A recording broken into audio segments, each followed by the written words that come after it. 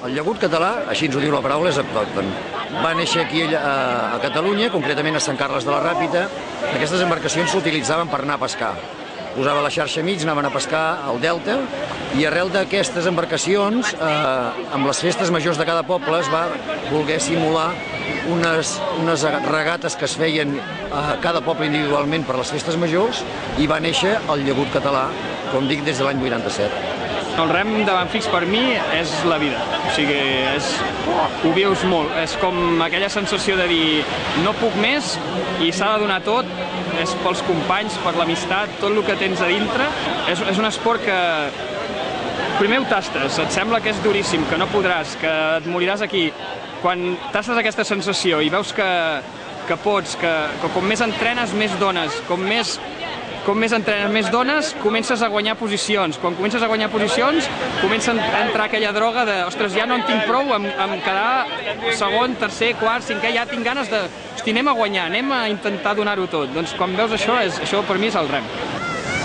En teoria, els més forts estan a les bancades de mig i els més febles estan a la proa, tot i que tots tenen la seva funció. Per exemple, els marques, que són els que estan a la popa, al costat del timoner, són els que porten el ritme de tota la tripulació. I aquests poder no són els més forts físicament, però són els que regulen el ritme de tota la tripulació. Si ells ho fan malament tots. Llavors tothom té una tasca on t'està sentat.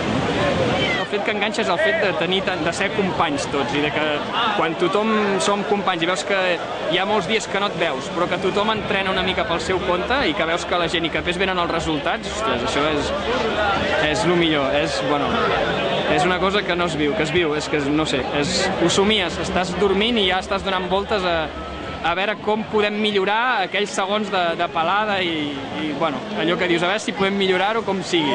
És tan exigent com tu vulguis posar-te al llistó. O sigui, mai n'hi ha prou. O sigui, és una cosa que dius, com més fora estàs, més sensacions tens de que encara no n'estàs prou. És allò de que no hi veus mai el límit. Sempre hi ha més, sempre es pot donar més. Sembla que dius, ostres, ara te marques una fita, unes marques, una sensació de dir, hem d'arribar aquí, quan ets aquí penses, ostres, encara no tinc res, encara hem de fer més, i sempre hi ha més, sempre hem d'anar amunt. De fet, és una de les coses que es diu sempre quan estem a dintre de l'embarcació, és que hem d'anar més, sempre amunt, a més, amunt. Són frases típiques de timoner, allò de, a més, va amunt, saps? Va, no falleu aquí, vinga, va amunt. Allò que ja estàs, que ja ho nota el mateix timoner, que no es pot més, i el timoner ja te marca, va més, que no baixi això, no? Va amunt, doncs és això. Nosaltres, quan vam iniciar la Federació Catalana, teníem 300 bugadors, ara estem parlant ja de 1.200 bugadors.